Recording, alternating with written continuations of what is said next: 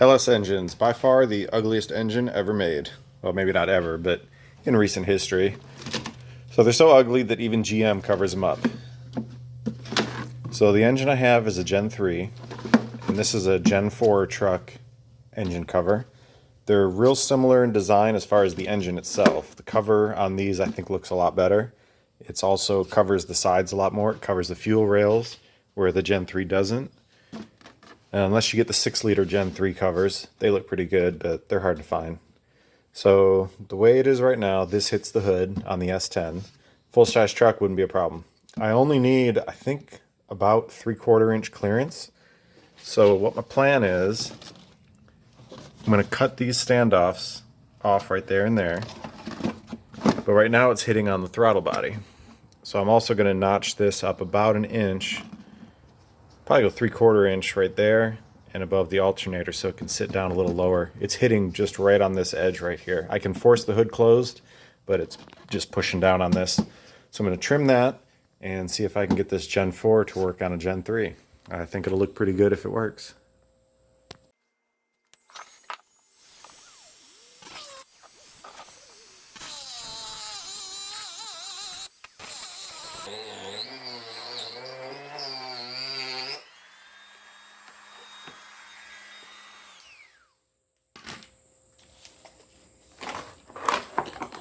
Alright, trimmed the front standoff about 1/2 inch or so.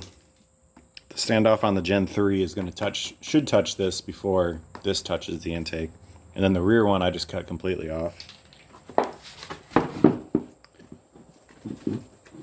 On the front lip, I chopped off about 5/8 to 3/4 inch, so ready for a test fit.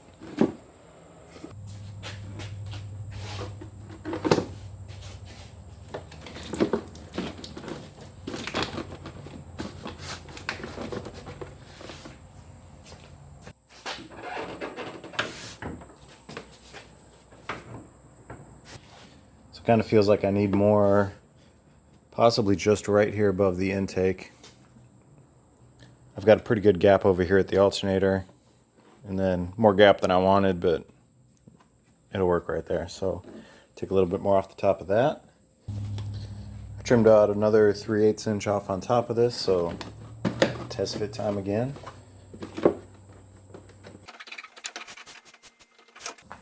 So I want to see exactly where I'm hitting. I have a feeling I'm hitting right on this lip right here. So I'll show you a trick how to see where you can't see. So take some masking tape. And all I'm going to... I laid down the masking tape on my high points, but I haven't pressed down. I only pressed down right on the very ends where nothing's going to happen. And I'm going to close the hood and show you what it looks like afterwards. Okay, so I closed the hood and then I opened the hood again. And if you look right here, you can see where the hood pushed the tape down into the plastic. And to give you an idea of what it would look like, pretend my finger's the hood. See wherever it presses, makes a nice little dark line for you. So my hood is hitting right on this edge and not on this front edge. So I have no reason to trim. If it would have been hitting the front edge, it would have looked something like this. And then it would be visible. So I'm hitting right here, which means I'm going to try to trim a little more right here to bring this down. Alright, trimmed a little more, and I'm at the point where I can fairly comfortably close the hood, and I don't think it's hitting this edge anymore. I'm going to trim right in here. I'm touching the alternator. Just going to trim that little bit off. Right there. Clean that edge up. And then now the next spot I'm hitting is over here.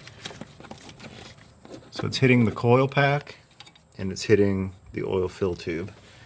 Now a lot of that's just because Gen 4 is real similar, but since I'm lowering this so much, now it's starting to hit things. So I'm just going to mark where it's hitting that.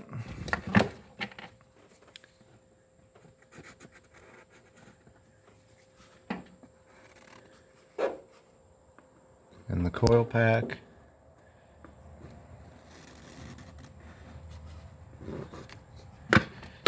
And I'll trim those spots. Test fit again. It's looking good though. Alright, all trimmed up What I ended up trimming, I trimmed for the oil neck, and I trimmed for both of these coil packs. When this part sits down, it did push into that second coil pack, so I just notched a spot for it.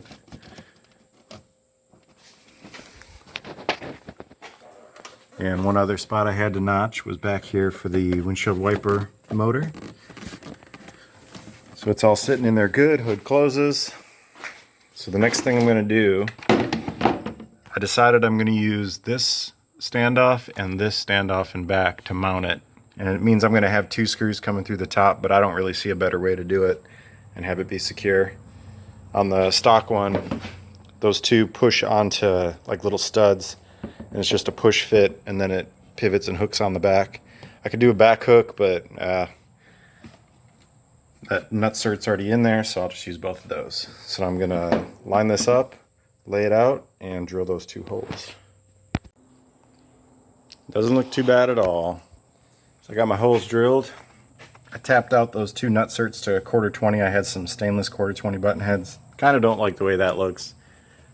If I had to do it over, I should have double marked it, and I could probably center that right in that R and it wouldn't look as bad. But I'll probably get some black oxide button heads to put in there, but for now those would be just fine. Looks pretty good except for it being dirty. So the next step is going to be clean and recoat this thing, and I'll show you what I used to recoat the plastic. I got the cover all cleaned off and wiped down, and what I'm going to use to recoat it is this Cerakote trim coat. You can get this at Walmart. You get 10 wipes. I think it was around $20, so they're a little bit expensive, but the stuff works really good. I used this on another truck I have, and it's been holding up great in the sunlight. So after your part's clean, you just wipe this all down.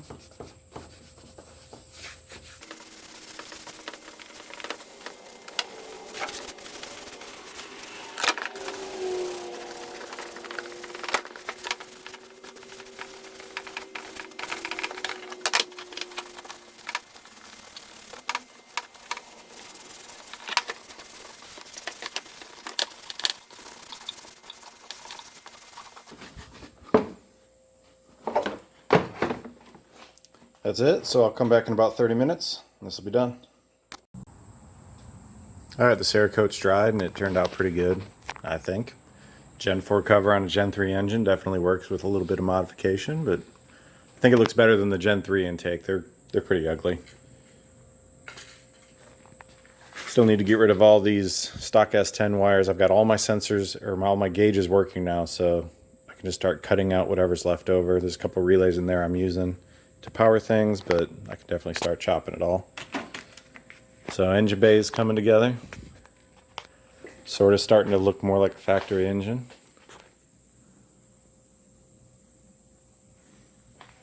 Pretty happy with the way it turned out, so on to the next project.